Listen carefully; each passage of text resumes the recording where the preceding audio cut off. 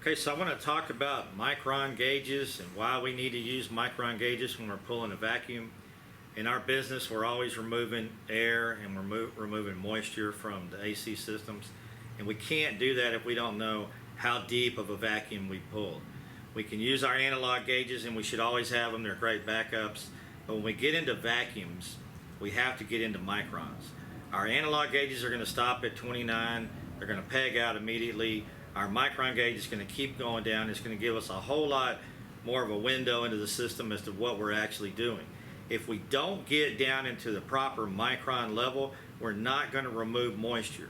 I've got a quick chart I'll show you just to kind of give you an example. This chart shows the temperature that water is going to be at, it's going to boil at a particular micron. If we can look and we can see that unless we get down in at least the 20,000 micron range, we're not going to boil water at a low temperature of like 72 degrees. So if it's in the winter time and it's really cold, our micron level has to be much lower. So that's why the EPA, they always want us to shoot for 500. We need to get way down into micron level.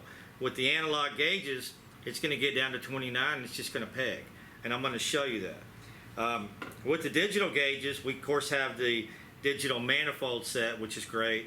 We can buy vacuum gauges independently like this, which are fine, and we can buy these field piece type like this. Whatever you use, you have to have one. I've got these connected. Both of these gauges are connected to this vacuum pump. When I turn the pump on, it's going to pull a vacuum on both of the gauges at exactly the same time. What I want you to notice is that the low side gauge on the analog gauge is going to peg pretty much immediately, and it's going to stay there, so we won't have any idea what's really going on. When we get into the microns on our digital gauge, it's going to keep rating us down and we're going to see exactly where we are. So I'll fire up the pump and we'll see what happens. Everything's set. Okay, so watch this gauge first.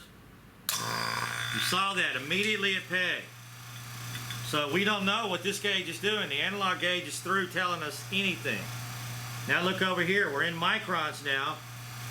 1100 is coming down. So we know that we're still effectively removing stuff and we're at a low level. With the analog gauge, I have no idea because it pegged immediately and stayed there. So now I'm down to basically 1,000 microns and it's still working on it. And you can see this is just hoses. And with just hoses and gauges, we're still working down towards that 500 level. Now I did pick a smaller CFM pump because I wanted this to be able to last long enough to show you. 924 microns. So the point being, with these digital gauges in microns, I know exactly what's happening. I know I'm continuing to draw down. It also allows me to know when I have moisture. I can shut off my gauges and I can watch where does my microns go when I shut it off. If it goes all the way back to atmosphere, I have a leak. If it hits that 20,000 or so mark and plateaus, I most likely have moisture. But without that gauge, I have no way of knowing, and I'm just in the dark. So microns is very important in this business.